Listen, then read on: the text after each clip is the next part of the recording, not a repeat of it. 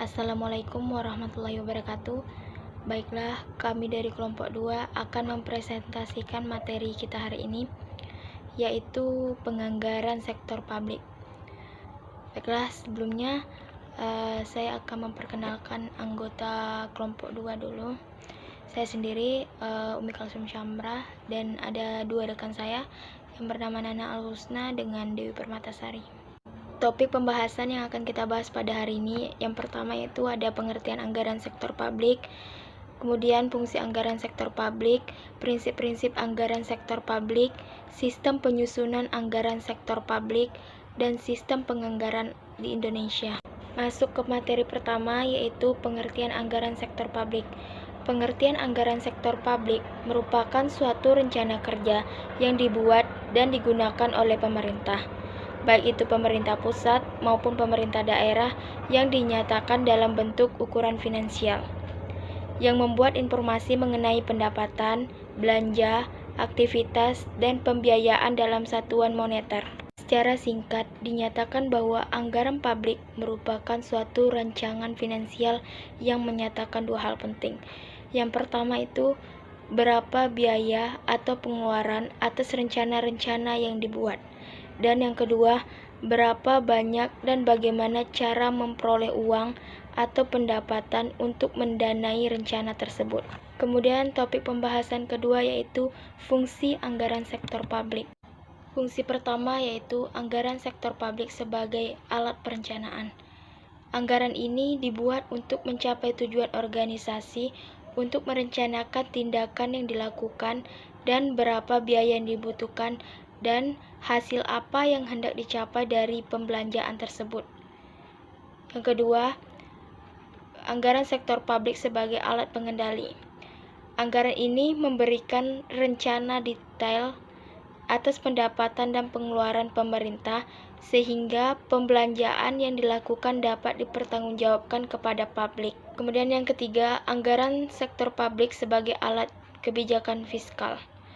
Anggaran ini dapat digunakan untuk menstabilkan, mendorong, dan memfasilitasi kegiatan ekonomi masyarakat sehingga dapat meningkatkan pertumbuhan ekonomi. Yang keempat, sebagai politik, anggaran sektor publik disusun atas kesepakatan legislatif dan eksekutif. Selanjutnya yaitu anggaran sektor publik sebagai alat koordinasi dan komunikasi. Artinya yaitu setiap unit kerja pemerintah secara berjenjang terlibat dalam penyusunan anggaran. Selanjutnya yaitu adalah anggaran sektor publik sebagai penilaian kinerja. Anggaran ini merupakan alat efektif untuk pengendalian dan penilaian kinerja. Yang ketujuh, anggaran sebagai alat motivasi. Anggaran disusun dengan target yang terukur dan dapat dilaksanakan. Dalam perencanaan ini, terdapat target yang ingin dicapai dan diharapkan dapat terlaksana dengan baik. Dan yang terakhir, anggaran sektor publik sebagai alat menciptakan ruang publik, yaitu seluruh komponen masyarakat dapat terlibat dalam penyusunan anggaran sektor publik, seperti masyarakat umum, LSM, asosialisasi, dan akademisi dapat menyampaikan aspirasinya. Selanjutnya yaitu ada prinsip-prinsip anggaran sektor publik. Yang pertama yaitu otorisasi oleh legislatif. Anggaran publik harus mendapatkan otorisasi dan legislatif terlebih dahulu sebelum eksekutif dapat membelanjakan anggaran tersebut. Yang kedua, komprehensif anggaran harus menunjukkan semua penerimaan dan pengeluaran pemerintah. Selanjutnya ada keutuhan anggaran. Semua penerimaan dan belanja pemerintah harus terhimpun dalam dana umum. Selanjutnya ada non-directionary appropriation, yaitu jumlah yang disetujui oleh Dewan Legislatif harus termanfaatkan secara ekonomis, efisien, dan efektif. Kemudian ada periodik. Anggaran merupakan suatu proses yang periodik, dapat bersifat tahunan maupun multitahunan. Lalu, akurat estimasi anggaran hendaknya tidak memasukkan cadangan yang tersembunyi. Kemudian, jelas anggaran hendaknya sederhana, dapat dipahami masyarakat, dan tidak membingungkan. Dan yang terakhir, ada diketahui publik, anggaran harus diinformasikan kepada masyarakat. Materi selanjutnya mengenai sistem penyusunan anggaran sektor publik itu akan dijelaskan oleh rekan saya, Dewi Permatasari. Baiklah, selanjutnya saya, Dewi Permatasari, akan melanjutkan pembahasan mengenai sistem penyusunan anggaran sektor publik. Sistem penyusunan anggaran sektor publik terbagi menjadi 4 jenis sistem. Yang pertama adalah traditional budgeting system, yang kedua adalah performance budgeting system, yang ketiga adalah planning program budgeting system, atau disingkat dengan PPBS, dan yang terakhir adalah zero based budgeting atau ZBB. Nah, yang pertama itu adalah traditional budgeting system. Traditional budgeting system ini disebut juga dengan sistem anggaran tradisional, di mana sistem anggaran ini didasarkan jenis-jenis pengeluaran dan penerimaan, atau suatu cara menyusun anggaran yang tidak didasarkan atas pemikiran dan analisa rangkaian kegiatan yang harus dilakukan untuk mencapai tujuan yang telah ditentukan. Nah, ciri-ciri dari anggaran tradisional ini yang pertama adalah anggaran diklasifikasikan menurut jenis pengeluaran dan penerimaan. Yang kedua, berorientasi ke belakang atau backward orient. Yang ketiga adalah bersifat inkremental. Yang keempat adalah menitik beratkan pada input dari semua kegiatan daripada outputnya. Nah, kelebihan dari sistem ini yang pertama adalah sederhana dan mudah dioperasikan karena tidak memerlukan analisis yang rumit. Nah, yang kedua itu adalah backward oriented. Nah, dapat menjamin kepastian dibandingkan dengan forward orient karena keadaan di masa depan sulit untuk diprediksi. Nah, yang terakhir itu adalah lebih mudah dalam melakukan pengawasan. Selain dari kelebihan, sistem ini juga memiliki kelemahan, yang mana kelemahannya adalah mengabaikan aspek analisis manfaat, lalu hanya mencakup 1 tahun anggaran, dan yang terakhir adalah klasifikasi anggaran tidak menggambarkan adanya suatu program. Lalu yang kedua tadi adalah performance budgeting system. Performance budgeting system atau anggaran berbasis kinerja merupakan pendekatan penyusunan anggaran berdasarkan beban kerja dan unit cost data ke dalam setiap kegiatan yang terstruktur dalam suatu program untuk mencapai tujuan. Ada 3 unsur pokok anggaran berbasis kinerja, yaitu pengeluaran pemerintah dikelompokkan menurut program dan kegiatan. Yang kedua, performance measurement atau pengukuran hasil kerja. Dan yang ketiga adalah program reporting atau pelaporan program. Nah, ciri-ciri yang dimiliki dari performance budgeting system ini yang pertama adalah klasifikasi anggaran didasarkan pada program dan kegiatan. Yang kedua, penekanan pada pengukuran hasil kerja dan bukan pada aspek kepengawasan. Yang ketiga, setiap kegiatan harus dilihat dari segi efisiensi dengan memaksimalkan output. Yang keempat itu adalah memerlukan standar pengukuran hasil kinerja. Kelebihan yang dimiliki dari sistem ini yang pertama adalah memungkinkan pendelegasian wewenang dalam pengambilan keputusan. Yang kedua, merangsang partisipasi motivasi aktif unit-unit operasional melalui proses usul dari bawah dan penilaian anggaran yang bersifat aktual. Yang ketiga, meningkatkan fungsi perencanaan dan mempertajam pembuatan keputusan pada setiap tingkat eksekutif. Selain dari kelebihan, tentu saja sistem ini memiliki kelemahan.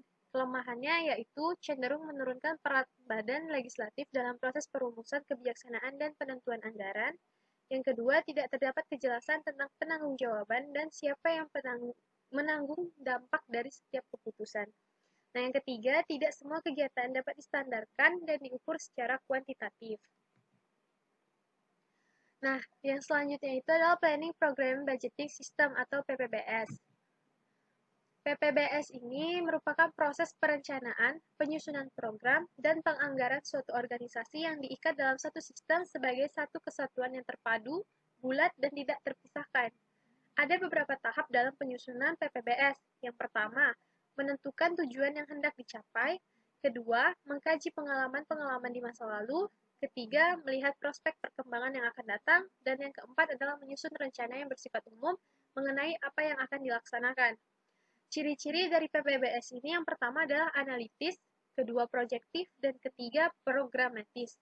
Nah, dalam PPBS, sasaran utamanya adalah yang pertama, membantu pemimpin dalam membuat keputusan menyangkut usaha untuk mencapai tujuan. Yang kedua, merasionalkan penggunaan sumber-sumber yang terbatas untuk mencapai tujuan sehingga dapat berdaya guna dan berhasil guna. Yang ketiga adalah sinkronisasi dan integrasi aparat organisasi dalam proses perencanaan.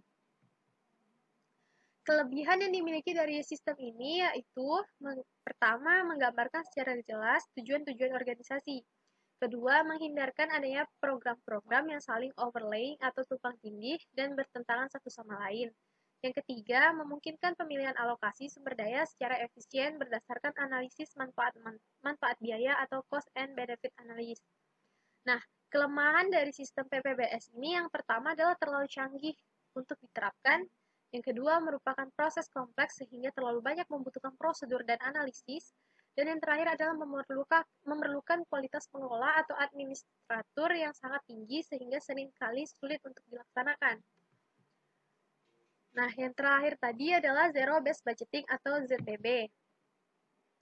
Zero Based Budgeting merupakan sistem penganggaran yang didasarkan pada perkiraan kegiatan tahun yang bersangkutan, bukan pada apa yang telah dilakukan pada masa lalu. ZBB atau Zero Based Budgeting mensyaratkan adanya evaluasi atas semua kegiatan atau pengeluaran dan semua kegiatan dimulai dari basis nol, tidak ada level pengeluaran minimum tertentu. Langkah penyusunan dan karakteristik dari Zero Based Budgeting ini yaitu langkah-langkahnya. Pertama, penentuan keputusan manajemen. Kedua, pembentukan paket keputusan. Ketiga, konsolidasi skala prioritas. Dan yang keempat adalah alokasi dana. Nah, karakteristik yang dimiliki oleh sistem ini yang pertama adalah dimulai dari kondisi belum adanya sumber daya. Kedua, perlu dibuat urutan terhadap tujuan-tujuan dan program-program organisasi. Ketiga, memerlukan perhatian terhadap prioritas operasi entitas dan alternatifnya. Kelebihan dari sistem ini yang pertama adalah proses pembuatan paket keputusan dapat menjamin tersedianya informasi yang bermanfaat bagi keputusan manajemen. Yang kedua, dana dapat dialokasikan dengan efisien karena terdapat beberapa alternatif keputusan dan alternatif bagi pelaksana kegiatan. Yang ketiga adalah setiap program atau kegiatan selalu direview setiap tahun, minimal 5 tahun sekali. Yang terakhir, pengambilan keputusan dapat memperoleh informasi mengenai kegiatan yang dianggap kritis dan mendesak. Kelemahan yang dimiliki dari program ini cukup banyak. Yang pertama adalah sistem diterapkan karena tidak semua kegiatan dapat disusun ranking keputusan secara konsisten dari tahun ke tahun. Yang kedua, terlalu mahal dan memakan banyak waktu.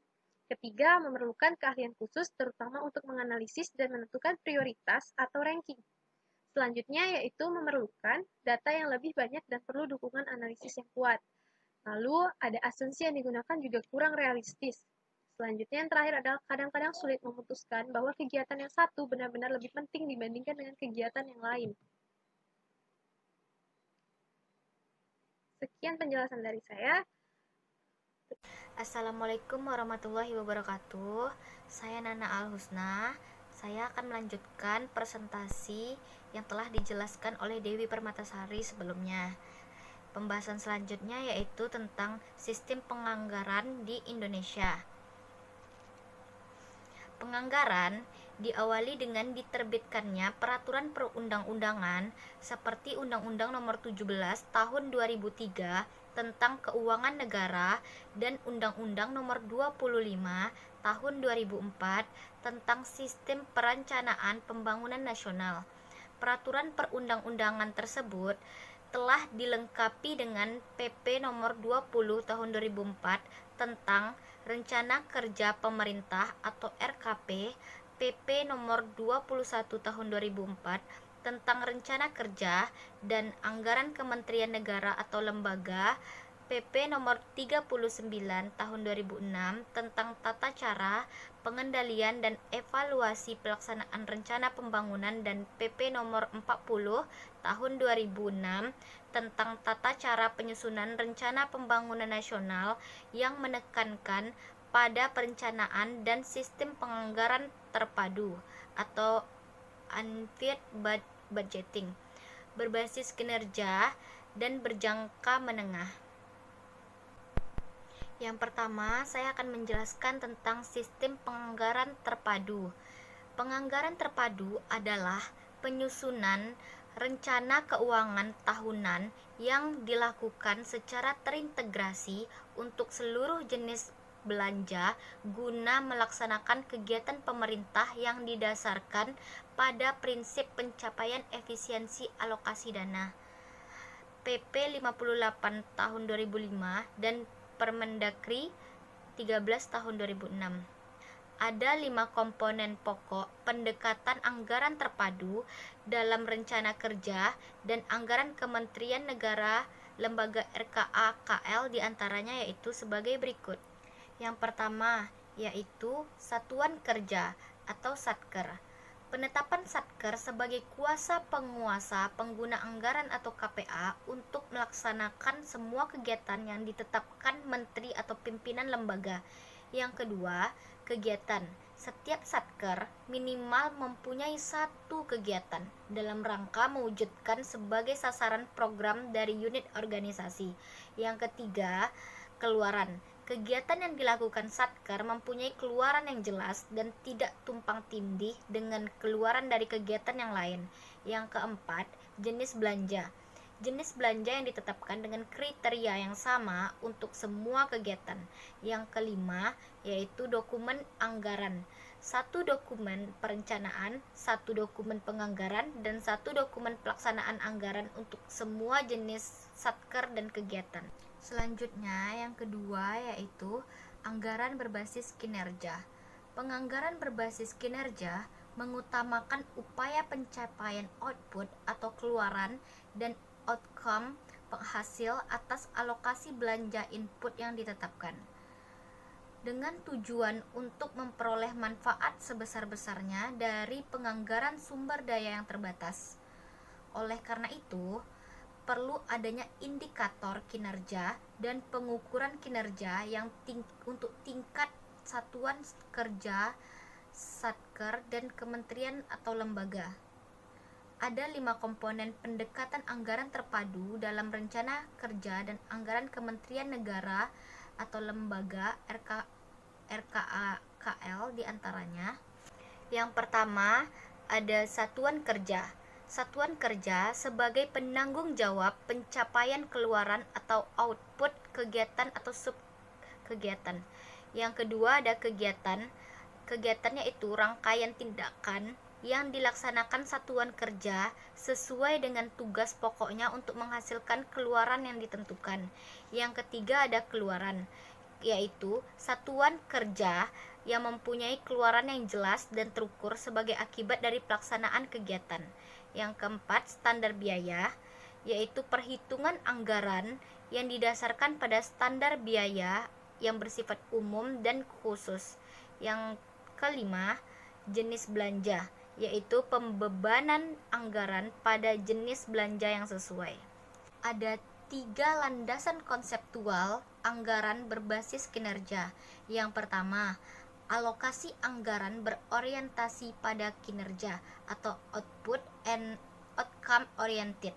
Yang kedua, fleksibilitas pengelolaan anggaran dengan tetap menjaga prinsip akuntabilitas atau let the manager manage. Yang ketiga, alokasi anggaran program atau kegiatan didasarkan pada tugas fungsi unit kerja yang dilekatkan pada struktur organisasi atau money function. Dalam menetapkan target kinerja, perlu dilakukan metode SMART, yaitu S. Spesifik, jelas, tepat, dan akurat. Yang kedua, measure, dapat dikuantifikasikan. Yang ketiga, achievable, yaitu praktis dan realistis. Yang keempat, relevan, bagi konsumen dan masyarakat. Yang kelima, time, batas atau tenggang waktu. Dalam penjelasan PP nomor 21 tahun 2004 poin 1.4 terdapat 4 indikator kinerja yang telah ditetapkan. Di antaranya, yang pertama, indikator kinerja kegiatan, yang kedua, indikator kinerja program, yang ketiga, indikator efisiensi, yang keempat, indikator kualitas. Yang ketiga yaitu kerangka pengeluaran jangka menengah atau medium term expenditure framework.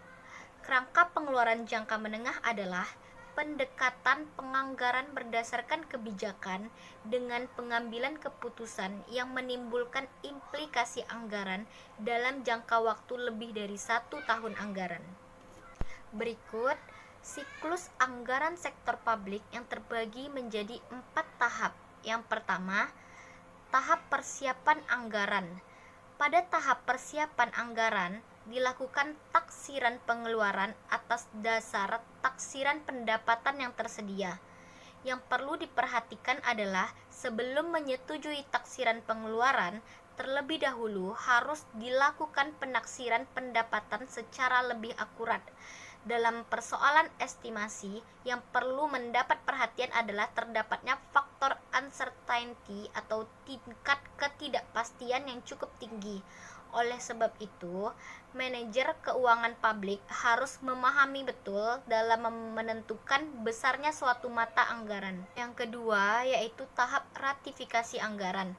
Tahap ini adalah disebut juga dengan budget ratification. Tahap ini merupakan tahap yang melibatkan proses politik yang cukup rumit dan cukup berat. Pimpinan eksekutif dituntut tidak hanya memiliki managerial skill, namun juga harus mempunyai political skill, salesmanship, dan coalition building yang memadai, integritas dan kesiapan mental yang tinggi dari eksekutif yang sangat penting dalam tahap ini. Yang ketiga yaitu tahap pelaksanaan anggaran atau budget implementation. Sistem informasi akuntansi dan sistem pengendalian manajemen sangat diperlukan untuk mendukung pelaksanaan anggaran. Manajer keuangan publik dalam hal ini bertanggung jawab untuk menciptakan sistem akuntansi yang memadai dan handal untuk perencanaan dan pengendalian anggaran yang telah disepakati dan bahkan dapat diandalkan untuk tahap penyesuaian anggaran periode berikutnya. Nah, yang keempat yaitu tahap pelaporan dan evaluasi anggaran.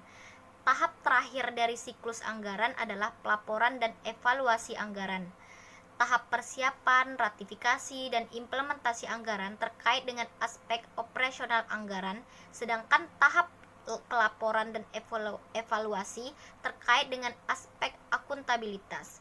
Jika tahap implementasi telah didukung dengan sistem akuntansi dan sistem pengendalian manajemen yang baik, maka diharapkan tahap budget reporting and evaluation tidak dapat menemui banyak masalah. Sekian penjelasan dari saya. Saya Nana Al-Husna, mohon maaf bila banyak terdapat kesalahan dan kekurangan dari kelompok kami. Mohon undur diri. Wabillahi taufik walhidayah. Wassalamualaikum warahmatullahi wabarakatuh.